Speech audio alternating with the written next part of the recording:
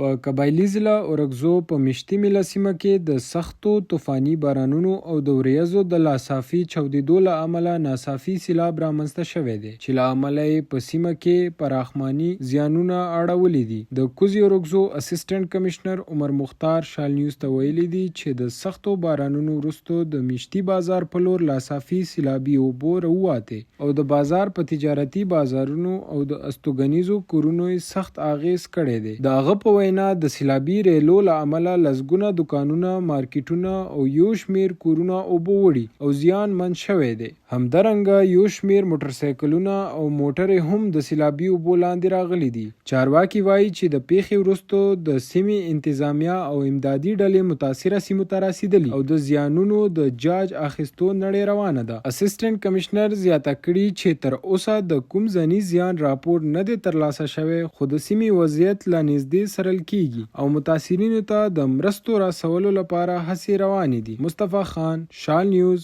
اورګزې، قبایلي ضلع.